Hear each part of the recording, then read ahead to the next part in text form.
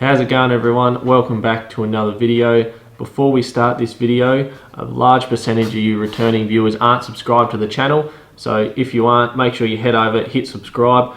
Totally free, just means you don't miss any of my videos, and it really helps me out too to expand the channel, grow bigger, make better videos for you guys, and reach a wider audience as well. So make sure you head over and click subscribe, and also follow the channel's Instagram _Youngfilms_. Get heaps of channel updates on there, and you know about videos before they come out as well. So yeah, make sure you head over and follow that as well, and we'll get right into the video. Now, a common question I do get asked is what sort of pack I run during the deer season here in Tassie, and what sort of items I carry with me on a day-to-day basis. Now, we will start off with the pack. I carry a little bit bigger pack than probably most would. I carry the Hunter's Element Boundary Pack. Now, it's a 35 litre pack. A little bit big in some occasions, but for what we do, if you're going for a half day, full day, or even an overnight trip, I can get everything I need into this pack. Now, I used to run just a smaller 17 litre, but once you've got all your items in there you need for even a half day, you're running out of room. It's perfect for a quick morning, evening hunt, chuck a bottle of water in there and a muesli bar or something like that, and your knife.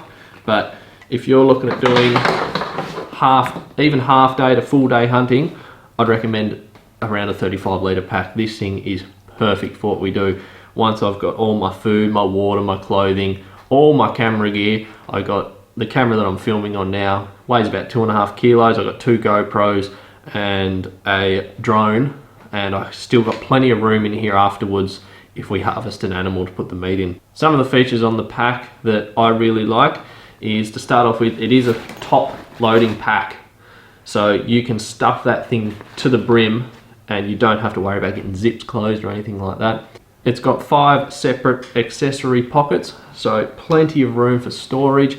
You can have your food and that in one pocket, your clothing in the other, and your first aid and all that sort of stuff in the other. Just plenty of room for everything. So yeah, it makes it really easy. It's got a blaze orange rainproof cover, so keep it nice and dry. Blaze orange, so very safe as well. It has a side attachments, so you can, if you harvest an animal and you want to put some legs or something on the outside of your pack, you can, to save getting blood on the inside. But the pack is lined, so you could just turn it inside out and hose it out if you do get blood in it. That's a good thing about it as well.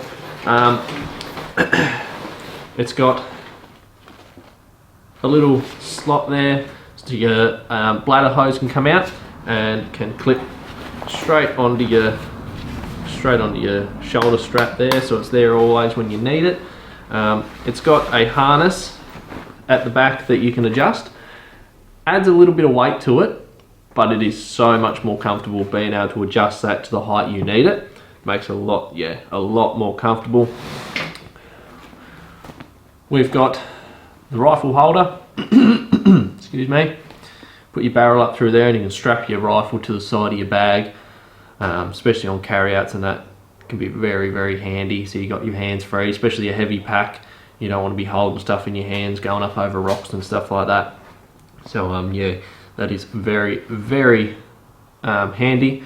And yeah, just an overall really good pack. Lots of space to put stuff in. And when you get down to the essential items you need for a day or a half day, it really comes in handy to just have that bit bigger pack. So yeah, that's the pack I run. Now, the first thing I want to run through is the essential items that I will carry on me in the bush no matter what I'm doing, whether that be fishing, hunting, just bushwalking. And the first thing is my phone. Okay, the phone these days is just so essential for different reasons. I use it for my online mapping as well. I use an app called Hunt Stand. You download the map area of where you're going, and then when you're there, you chuck your airplane mode on and you can see your exact location, so you know where you are at all times. It can be so handy, especially if you're hunting new areas and you don't know where the boundaries are. You can look at the maps, you can mark the boundaries on these apps, and it's so easy. It does cost you a bit of money, but at the end of the day, it's better to be safe than sorry, and I use it every single time I'm out hunting, and even fishing can be so handy. And obviously to get you out of trouble, you can make a phone call, anything like that. But obviously technology can let us down. It can go flat, you can break it. I do carry a portable charger for my phone and all my camera gear, but if you smash your phone, you've got no way of communicating. I always carry a map and a compass with me as well. It's really handy to be able to learn to read a map and a compass, because it can get you out of some sticky situations if you end up in any trouble. Next up is first aid kit. You should not be going out in the bush, especially in Australia, without a first aid kit. There's just so many dangers out there. I usually carry just a little box with the bare essentials in there, you know, band-aids, Blistex, Panadol, anti-inflammatories, Stingos and betadine, stuff like that. And then I'll always have a separate bag, which I call my survival kit. Australia has some of the most venomous snakes in the world, so I always carry a pressure bandage with me, and it is a really good idea to know how to wrap a snake bite. Very unlikely to happen, but if it does happen, you want to know what you're doing, because it can save your life. Always have some matches and a piece of rubber or something like that with me, in case I've got a lot of fire to stay out overnight, and always a safety blanket as well, because that can save your life big time. If especially, you know, in Tassie in the winter or something like that, when it gets very cold, yeah, that could save your life. Next up is clothing. I will always carry with me in the bush a raincoat or a poncho, because in Tassie, it doesn't matter what time of the year it is, it can switch in a matter of minutes, and it can be from sunny and it can be snowing and blowing a gale the next minute, and you could be caught out.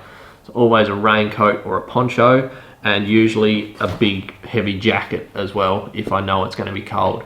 But it just depends on what the weather looks like, whether you decide to carry that extra layer or not. But just I always want to have something that is waterproof so I can stay dry, because that can be crucial. Next essential item I carry with me is my optics. Binoculars. I just carry the Vortex Viper HDs, 8x42s, perfect for what I do. A little bit of open stuff, mainly in bush and stuff though, so you don't need anything too big. Yeah, they're just perfect for what I do. And I always have them in my marsupial bino harness.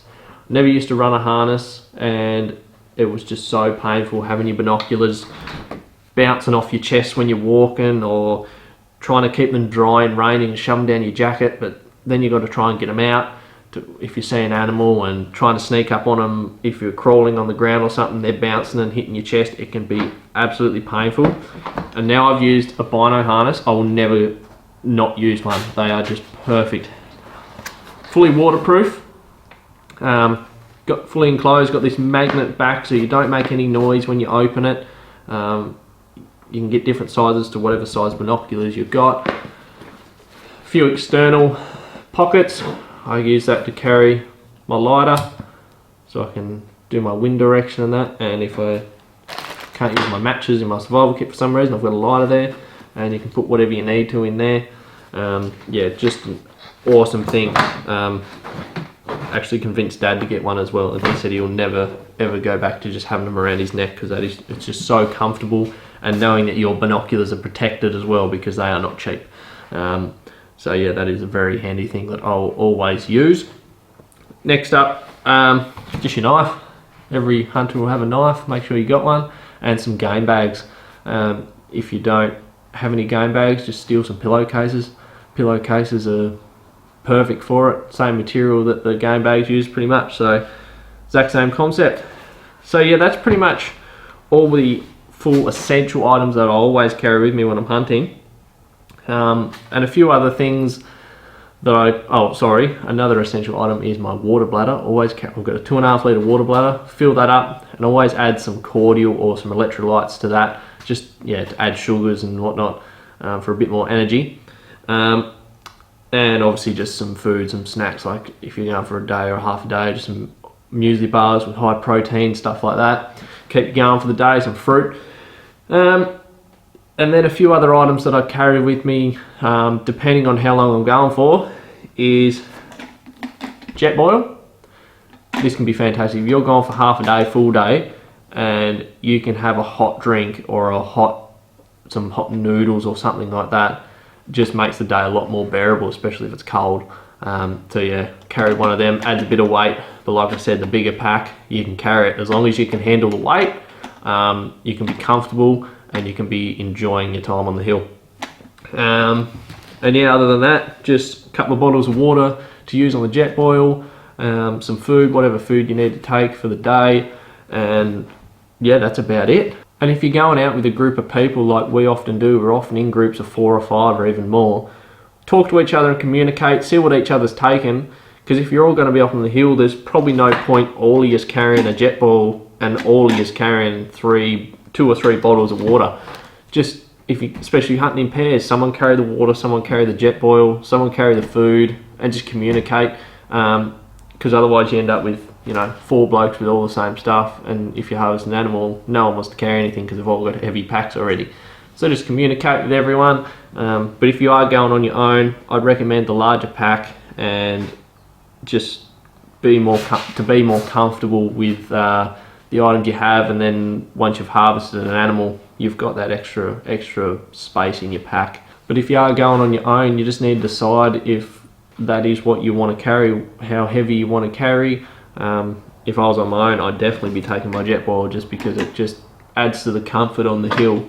And with the 35 litre pack, as long as you can carry it and you're fit enough and comfortable, it makes the world of difference when you do end up getting an animal.